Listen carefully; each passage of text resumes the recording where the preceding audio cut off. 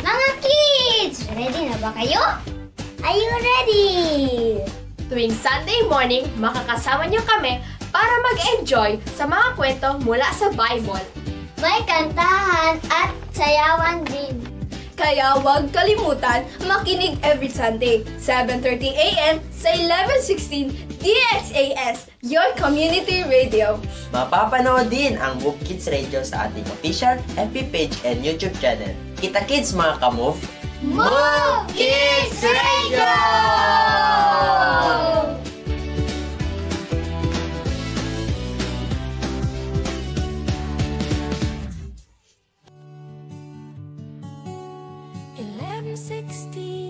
DXAS, your community radio. Kasama sa araw-araw, kakwentuhan, kaagapay, kaibigan, kabarangay. Ito ang radyo mo.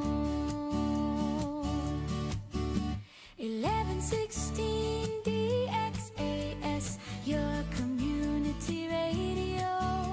1116 DXAS, your community radio.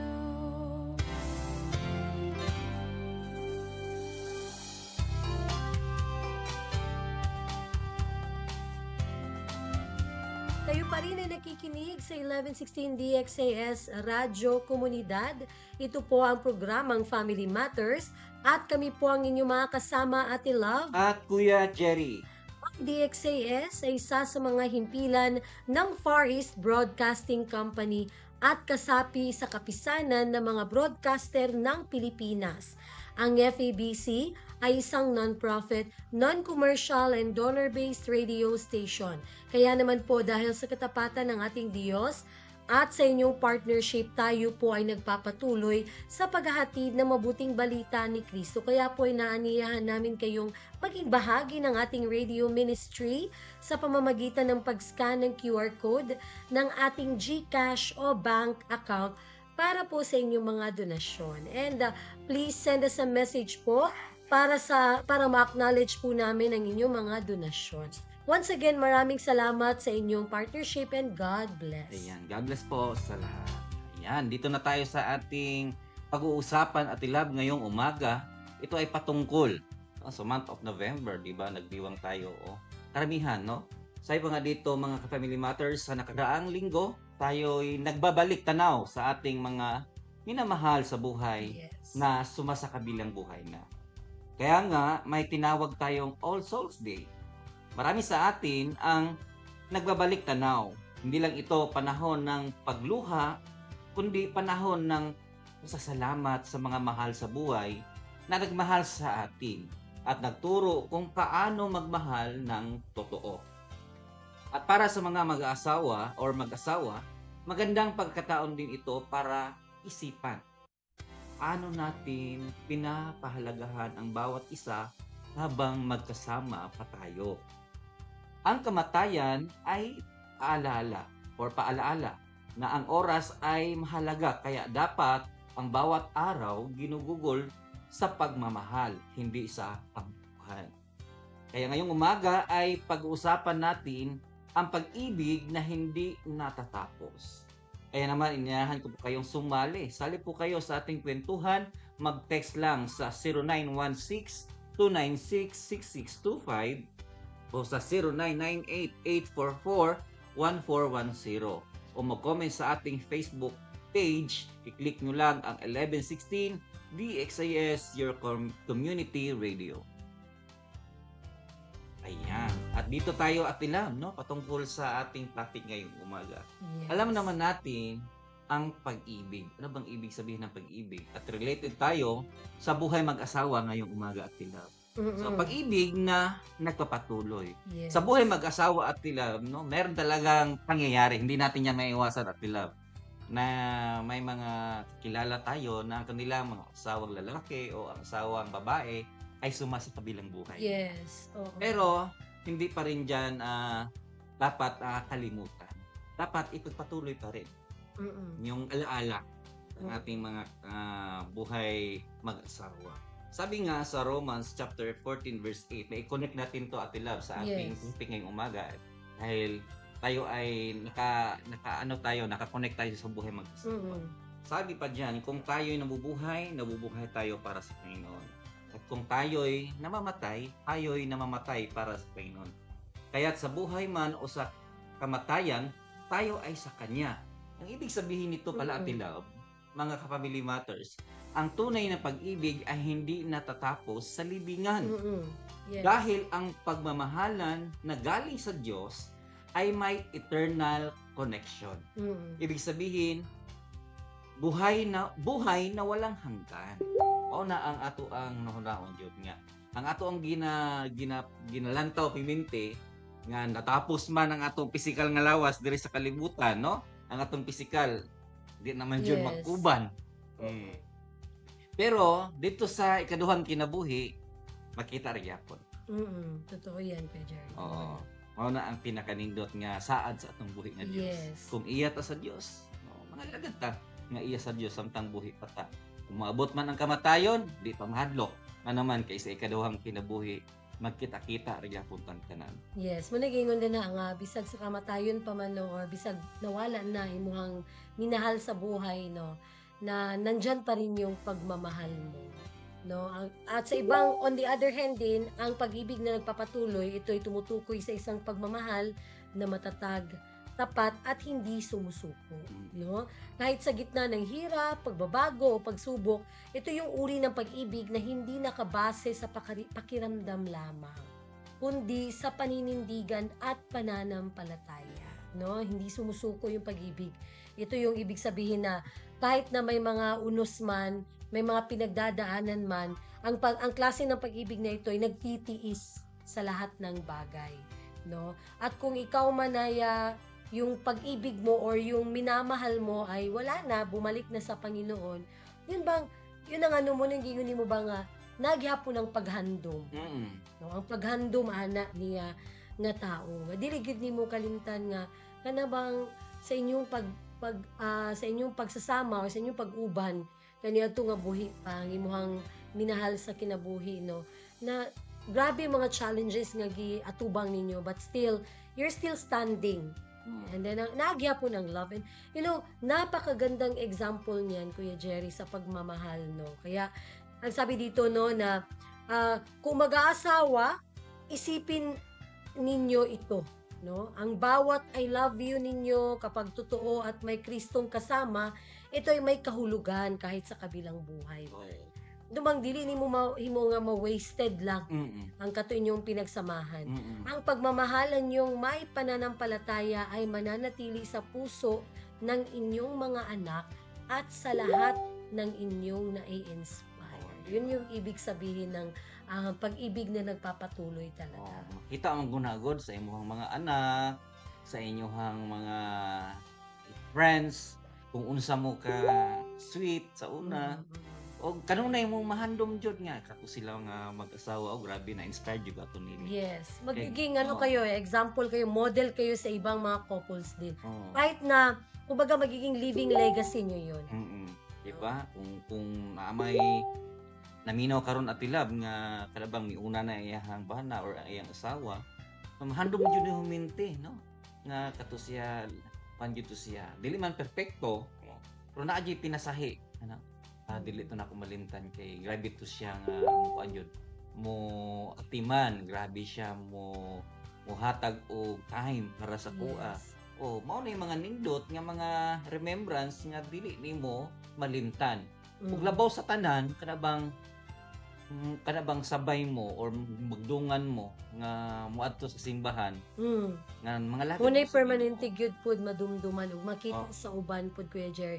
Kagaya ng bago lang, no, lately lang may napanood ako na video, no, isang interview na nawala na yung wife niya, namatay yung wife niya sa sakit.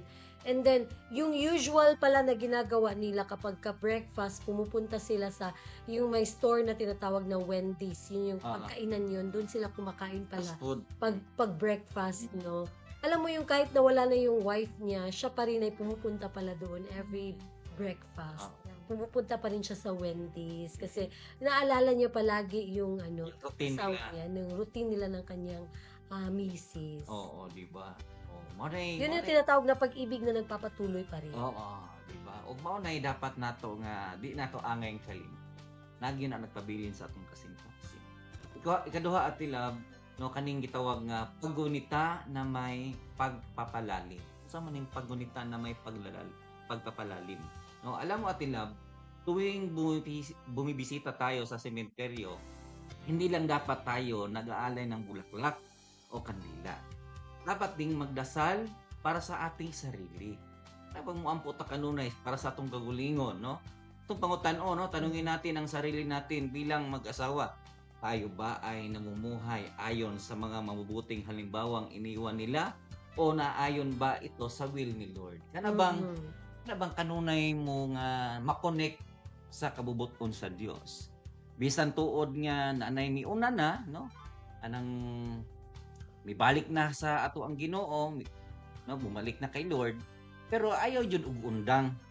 Di ka ma-discourage, hindi ka na bang hindi nga naadyo ka sa kasakit, no? No, nagingon nila Ate Love na anang magpadayon jud kanunay ang atong kinabuhi, Yes. samtang buhi. Di ta mawad ano paglaom ngayon man. Kay mauna ang pinaka nindot nga himuon nato para sa kayuhan sa atong pagpangalangga diya sa Ginoo. Oo, hindi yung nawalan ka na ng pag-asang mabuhay kasi wala na siya, no? Yun bang kung ikaw po yan, no, kung ikaw ang nakaka-experience ng ganyan, wag po tayo mag-isip ng ganyan. No? Lagi nating isip at isapuso na nasa mabuting kamay na siya ng ating Panginoon. Sabi pa nga dito Kuya Jerry, ang paggunita sa pumanaw na asawa ay hindi lamang isang pagbabalik tanaw sa mga alaala, no, kundi ito isang pagninilay sa kahulugan ng pag-ibig na hindi nagwawakas kahit sa kamatayan. Kaya sa katahimikan ng paggunita, marahil ay naroon pa rin ang sakit at pangungulila.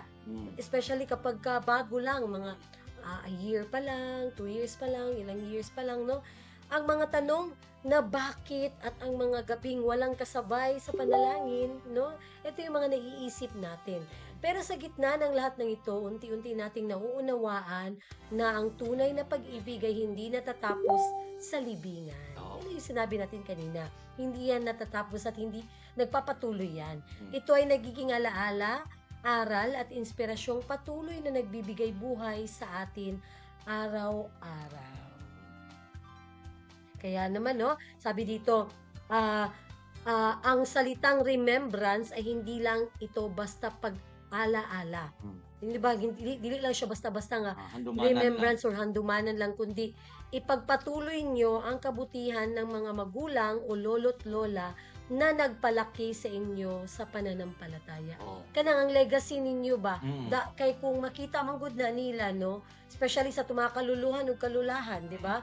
Kaya bitang makita na to atong lolog lola sa una kay sweet kaayo, inaani sila. So dapat inaani pud ta nya, makita na to sa atong parents. Then makauno na pud ka nga, ala dapat inaani pud di ay ang ako ang mapangasawa. Dapat inaani pud pangayoon ako sa Ginoo nga inaani. Oo, mao na nga di gyud natong wadon. Ug atong ipadayon, no, ipagpatuloy natin ang kabutihan ng mga magulang, no, atong mga parents o kan mga lolo't lola nato nga kung unsa sila kaniadto nga mao'y na-adapt pud nato, no, sa inyohang kinabuhi karon isip magtiayon, dapat dili na siya maputol bandiha sa atong pagpangalagad sa Ginoo, no? Habang buhay tayo or kayo, ipakita nyo na yung pag-ibig ninyo ay hindi lang sa ginhawa, kundi matatag din sa dosa. Ang pagmamahal na totoo ay hindi lumilisan kahit may pighati. Yes. May kasakit, ay mga kalungkutan, na ay una na, di ba yun na ito malikayan at ilab, no? Madyo na. Pero mao ni ang tuang dapat buhaton nga ang Ginoo ra joy na sayod sa tanan ug kanunay taniyang i-comfort kanunay. Kaya ang Dios na yun nasayod ni. O na. So nining orasa atilab, no, padayon ta sa ato ang kape when it comes sa ato ang gisgutan karon, no. Pangatlo, ito yung pag-asa sa gitna ng kawala. Yes, ito yung pag-asa, no, 'di ba? Nasimulan na natin yung pag-ibig na nagpapatuloy. And paggunita naman, no, sa ating mahal Mm. sa buhay na wala na, no, paggunita at na may pagpapalalim. Kaya dito naman, no, may isa pang mahalagang salita na ating pag-uusapan, ito yung hope. Mm. Pag-asa na bawat mag-asawang nawalan ng mahal sa buhay, may pag-asa kay Kristo kahit na nawalan tayo ng mahal sa buhay. Sabi ng sa New Testament from the book of 1 Thessalonians, no, 4:14, dahil naniniwala tayong si Jesus ay namatay at muling nabuhay, kaya naniniwala rin tayo na ibabalik ng Diyos ang mga namatay na nananalig kay Jesus. Ano yung maniging sa Bible at tilab nga maabot ang panahon nga adunay pagkabanhaw pag-usab. Manay saad sa Dios. Kung naata samtang buhi pa ta, nangalagad ta ang iyang promise, banhawon ta pag-usab sama sa pagbanhaw ni Kristo. Di ba nindot kayo na tilab, no? Gagulanan man pero naatay hope. Yes. Naatay pag-asa. Kung maabot ang panahon, pagkabanhawon pagbalik ni Jesus. Kaya kung may pag-asa kayo at may pinagdaanang lungkot, no, hawakan nyo lang inyong mga kamay sa isa't isa. Sabihin nyo sa isa't isa, hindi tayo nag-iisa. Buhay ang ating pag-asa kay Kristo. Yes, alam mo yung pagkawala ng isang mahal sa buhay, Kuya Jerry, ito isa sa pinakamabigat na karanasan na maaaring maranasan ng tao. No, hindi madali ang mawala ng mahal sa buhay. Walang salita ang sapat, no, upang ganap na may paliwanag ang sakit ng pag-alis ng isang taong naging bahagi ng ating puso't araw-araw sa buhay. No, na yun bang kanang pagmatani mo sabay pagin mo matulog, no, ngunit sa kabila ng dalamhati ang Diyos ay nagbibigay ng liwanag sa gitna ng dilim. No, ang liwanag ng pag-asa. Ito yung pag-asa. In other words, tila tahimik ang lahat at puno ng luha ang ating mga mata, doon natin maririnig ang mahinang tinig ng Diyos na nagsasabi sa Hebrews chapter 13 verse 5, ako'y kasama mo, hindi kita iiwan ni pababayaan. I will never leave you nor forsake you. Yun yung promise ng Panginoon. Yes. No? Kaya kung ikay nakaka-experience ng ganito, ka-Family Matters, kung ganito man ang pinagdadaanan mo ngayon, lagi nating isipin na ang pag-asa hindi nangangahulugang wala ng sakit. Kundi ito ang pananalig na may kabuluhan ang lahat kahit ang pagkawala. Yes. Kaya nandiyan lang ang Panginoon talaga, no?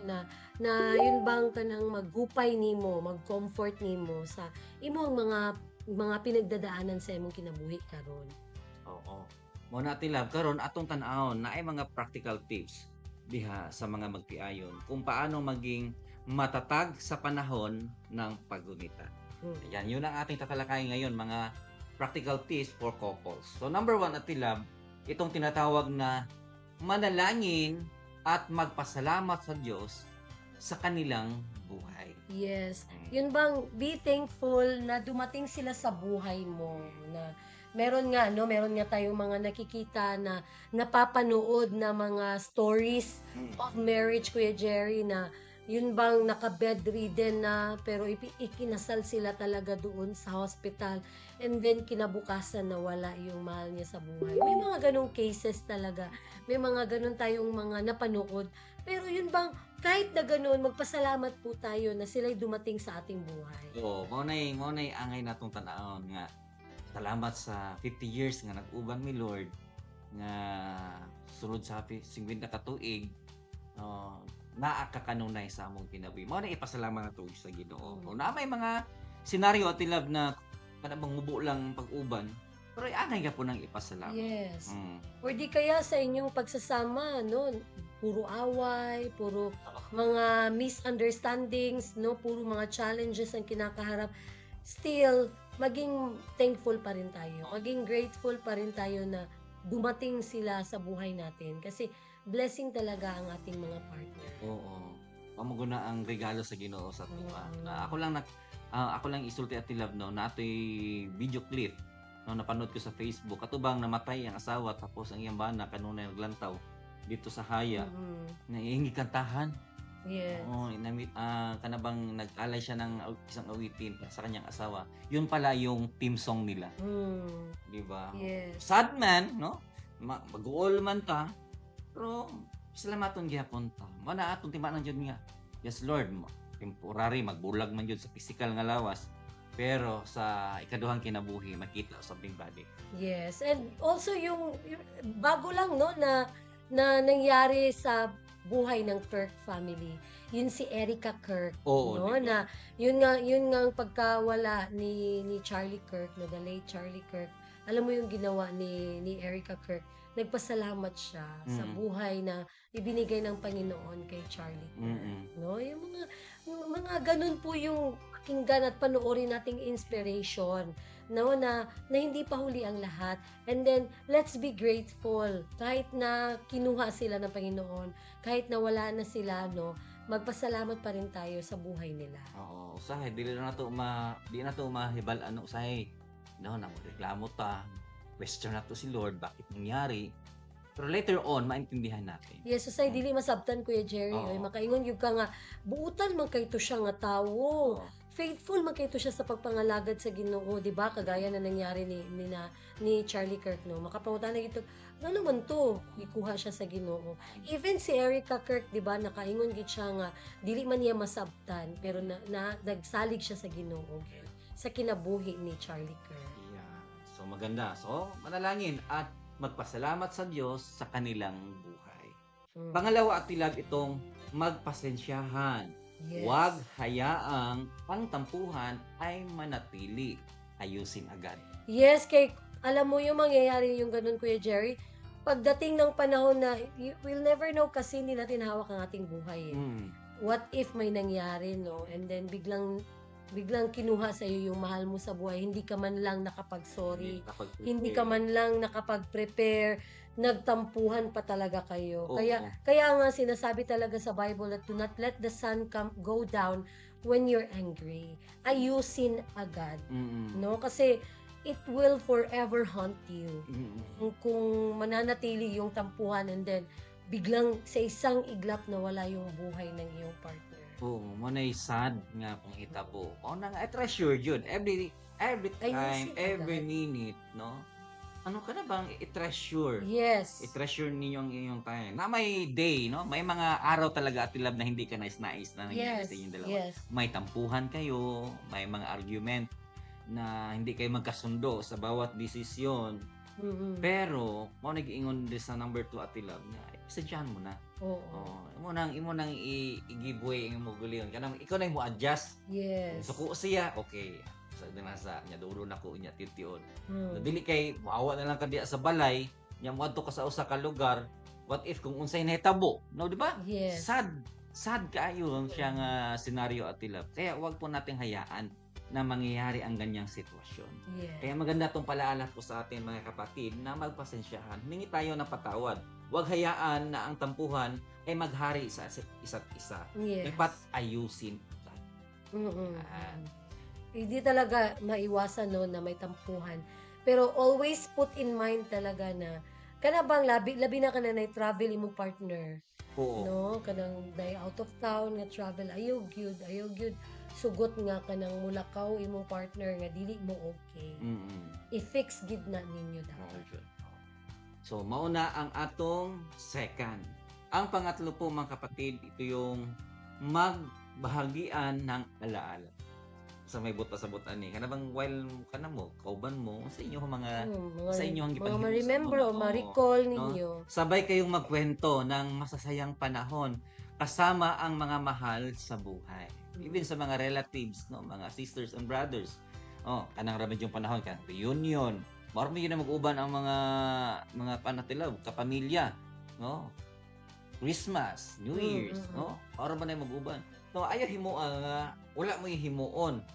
I-treasure ninyo ang mga good memories, yung mga masasayang nangyayari sa inyong buhay. Kung kayo na lang dalawa, magkintuhan kayo. Yes. No.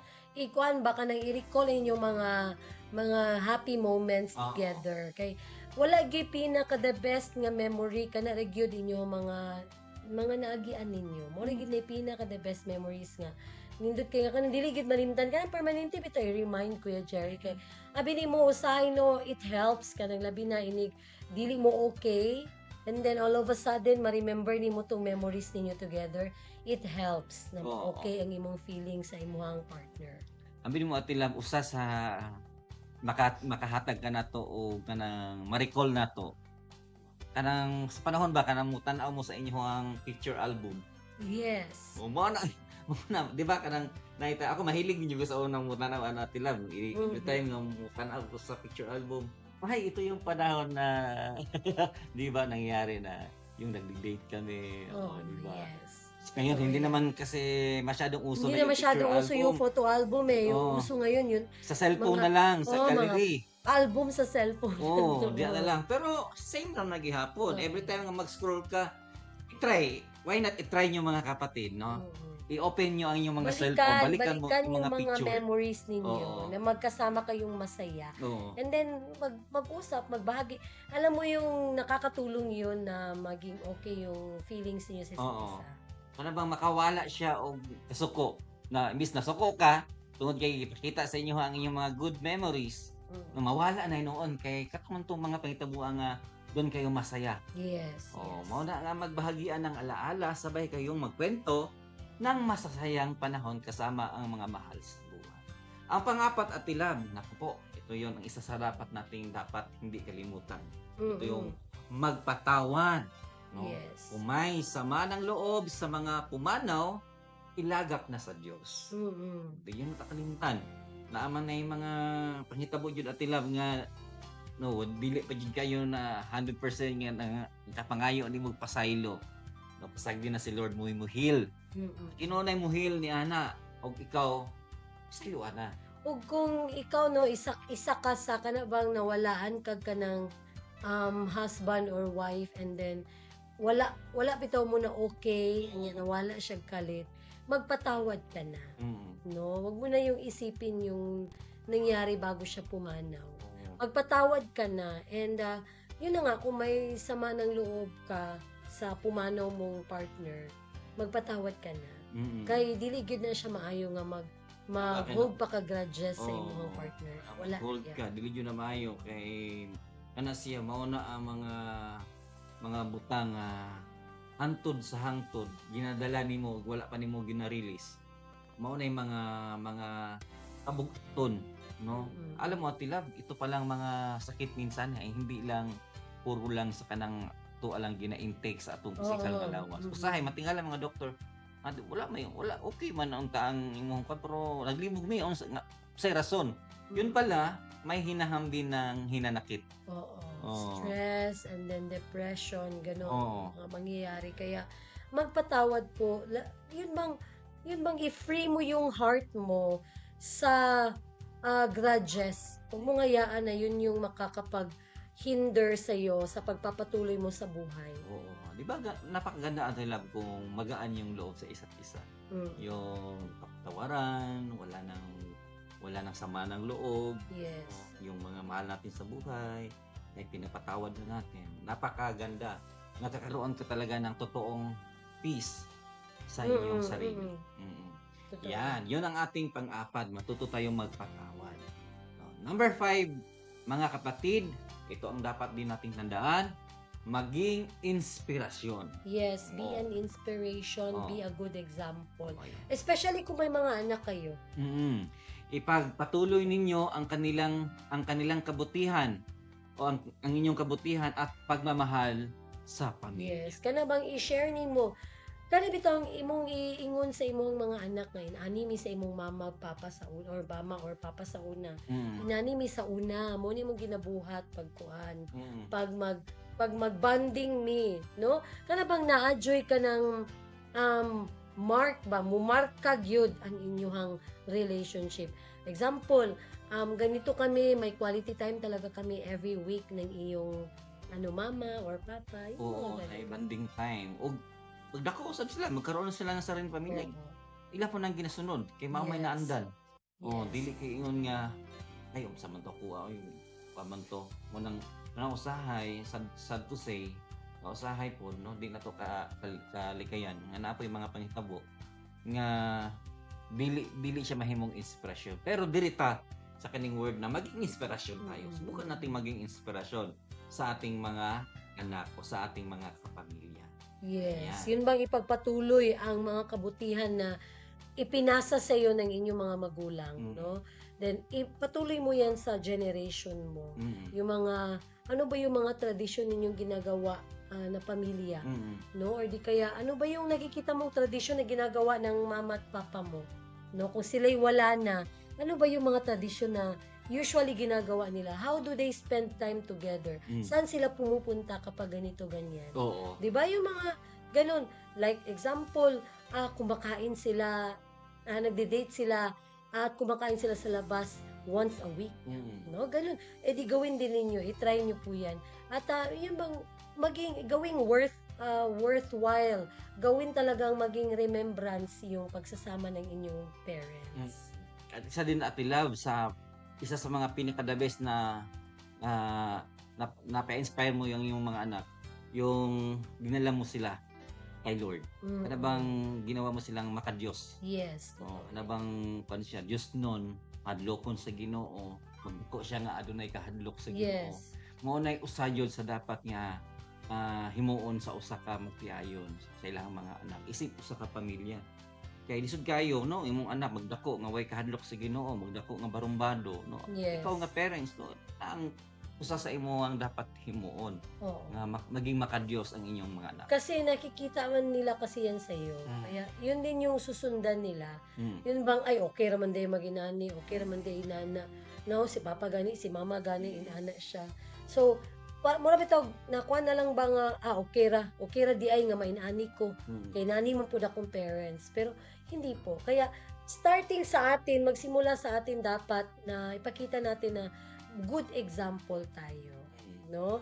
Kung example, hindi naman tayo pare-pareho lahat ng storya sa buhay, no? Example, kung ikaw ang karanasan mo naman na ikaw ay galing sa broken family, huwag mo hayaan na ang mga anak mo maka-experience ng broken family. No? Fix your marriage. Gawing sentro ang Panginoon sa inyong buhay mag-asawa para ito'y magpatuloy. No? Kahit na may mga problema, magpapatuloy pa rin yan. Or kahit na sa kamatayan, no? Para bang dili mahayan, dili ni mo mahayan. Oo. Kaya inaanak. Kaya nga, no, Ate Love, saludo po ako sa asawang lalaki o asawang babae o sa buhay mag-asawa na yung experience nila nung kabataan pa sila ay hindi nila ipagpatuloy yung mga magandang nangyayari. Yes. Na bang moingon sila nga kung ako magkapamilya ingani akong dapat himuon. No. Mao na yung pinaka-the best. Mao nang saludo jud ko sa iyong anak na mag-asawa. Yes, totoo yan. And higit sa lahat, ito yung pinaka-importante sa lahat, magpasalamat sa isa't isa, Kuya Jerry. Huwag kalimutan talaga, no? Oo. Na magpasalamat. I-say it in words talaga na thank you, salamat, no? Sabi nga nila, ang pinakamagandang paraan ng pag-alaala sa patay ay ang magmahal ng totoo habang buhay pa ang mga kasama nito. Oo, di ba? Kaya nga no, sa pamandini mo na i-express or i-show Wala na. ang imong love sa iya kung wala na. Usay baya kay sa deathbed na. Oo. Sa deathbed na kamuingon nga, love kay tika, palanggaon ta jud ka, no? Marami tayong mga naririnig na ganyan.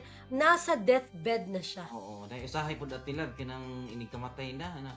Saylo ako pang, pasaylo Aya ako palagi. Oo. Aya pa nga, nasa deathbed niya kanang too late, no? Oo. Pero kaya dapat i-treasure talaga natin ngayon pa lang na buhay pa. Samtang buhay pa. Oo, Magmahal ng totoo habang buhay pa, no? Huwag hintayin na nasa deathbed ka na or nasa peligro na yung buhay mo sa magpakita ng pagmamahal mo. Una nga, samtang makita pa nimo siya, imong asawa, imong bana, imuhang mama o papa, no, himuon na. Yes. Kung tagaan mo bulak samtang buhay, tagay bulak. Kung i-treat nimo sa pinaka the best nga restaurant o sa kainan, i-treat mo. Wag yung kung patay na usa pa ka magmahay noon. Mao na ang pinaka-sad nga mahitabo. Totoo yan, Yes. Ate Love, na samtang buhi pa, himuon na nimo ang pinaka the best para sa ilaha. Yes. Kaya nga, mga kapatid, no? Tandaan, hindi perpekto ang relasyon. Pero pwedeng maging matatag kung may Diyos sa gitna. Mhm. Kaya nga, mga ka-Family Matters, napakaganda ng ating napag-usapan ngayon. Ito ay patungkol sa pag-ibig na hindi natatapos.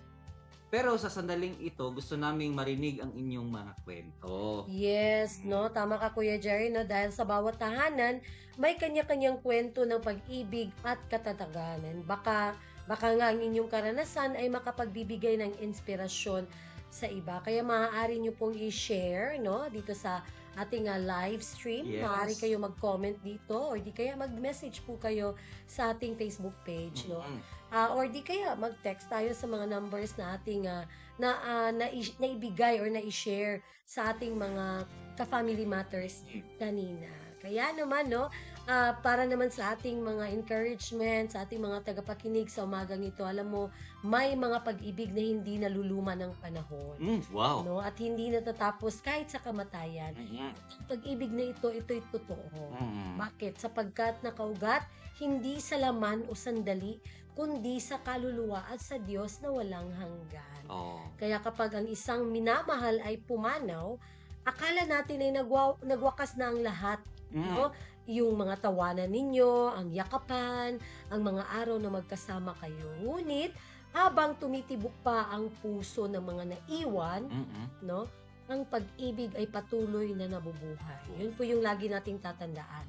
Nananatili ito sa alaala, sa mga kwentong ulit-ulit nating sinasariwa, sa mga dasal na ating binibigkas, at sa mga luha na dumadaloy bilang tanda ng pagmamahal. Kaya ang sabi ng Bible verse from the 1 Corinthians chapter 13 verse 8, ang pag-ibig ay hindi nagwawakas. Huh? Baga hindi natapos. Yes. Oh. Hindi ito nilalamon ng oras o libingan Mm. sapagkat ang tunay na pag-ibig ay galing sa Diyos. Wow. Ang Diyos ay pag-ibig mismo. Mm-mm. Kaya't kung ang pag-ibig ay mula sa Kanya, ito ay walang hanggan. No? Kaya ang kamatayan ay maaaring maglayo ng katawan. Mm. No? Pero ito yung dapat nating tandaan. Hindi kailanman ang puso. Mm. No? At balang araw, sa piling ng Diyos, magkikita muli ang mga pusong pinagkaisa or pinag-isa ng pag-ibig na walang hanggan. Yan. And lastly, ang pag-ibig ay hindi nagtatapos sa huling hininga. Ito ay nagpapatuloy sa bawat dasal, sa bawat alaala, at sa bawat pusong marunong magmahal ng tapat. Sapagkat ang pag-ibig na totoo ay hindi tinatapos ng kamatayan. Ito ay tinutuloy ng walang hanggan. Wow. Napakaganda naman, Ate Love, ng ating tawag na encouragement. sa ating mga Yes. listeners. Kasi paminsan parang nawawalan ng pag-asa. Mm. Huwag po nating isipin yun. Mm. No, isipin natin magkikita pa kayong muli. Mm. Yan. At yun, ang ating topic natin, Ate Love, ngayong umaga, na ang pag-ibig ay hindi natatapos. No? Kumbaga, Yes. mauna man siya sa sa ato ang physical nga lawas, pero promise sa ating Panginoon, no, darating ang panahon na may pagbubuhay muli. Yes, yes, ayun. Kaya yun po ang ating topic sa umagang ito. Ayan, kaya walang tayong sapat na oras, Kuya Jerry, no? At dumako na tayo sa ating panalangin. And sa ating panalangin sa umagang ito, Kuya Jerry, i-include natin especially ang ating mga kaibigan or mga kakilala or mga tao na biktima po ng bagyong Tino. And let's continue to pray sa ating bansang Pilipinas kasi may balita na naman na may paparating na namang bagyo. Let's claim na spare ng Panginoon ang ating buhay and always tayong protected ng Panginoon. Ayan, tayo magpasalamat at manalangin sa ating mahal na Diyos. Aming Diyos na Ama, Panginoon, salamat sa buhay na kayo ang nagbibigay. Salamat sa mga taong naging daluyan ng pag-ibig ninyo sa aming buhay mag-asawa.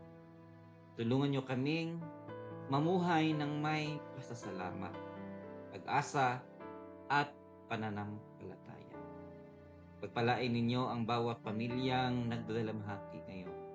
Naway maging mas matatag ang kanilang pag-ibig habang buhay. Ngayong umaga, Panginoon, isama po rin namin ang aming panalangin sa aming mga kapwa Pilipino na ngayon naka-experience ng bagyo. Aming Diyos, tulungan niyo po sila. Lalong-lalo na, Panginoon, sa mga lugar na naapektuhan ng bagyong Tino. Ikaw ang aming Diyos na may kapangyarihan sa lahat. Ang aming dalangin na ilayo niyo po sila sa kapahamakan, Panginoon. Naway, kung ano man ang iyong mga nangyayari sa kanila, ay magkaroon sila ng lakas ng loob na galing po sa inyo. Panginoon, hindi po namin makontrol ang bagyo. Pero may Diyos kami na napakapangyarihan. At yun ang ikaw. Panginoon, sa umagang ito, huwag niyo pong hayaan ng aming mga kababayan, lalong-lalo na sa bansang Pilipinas. Itong bansa, Panginoon, ay iyong pagpalain palagi.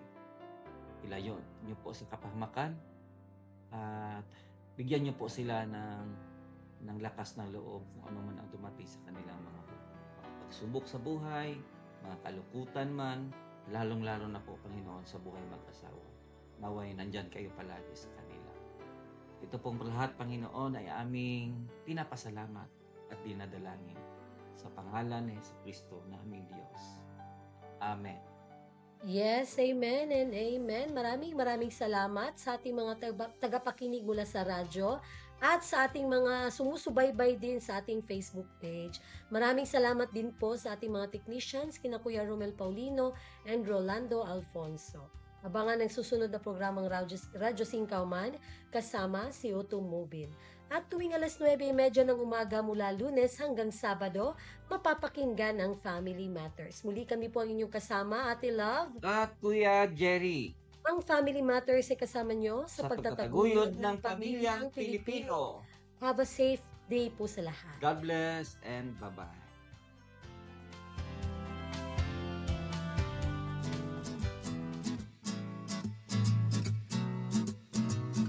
Okay class, sino ang may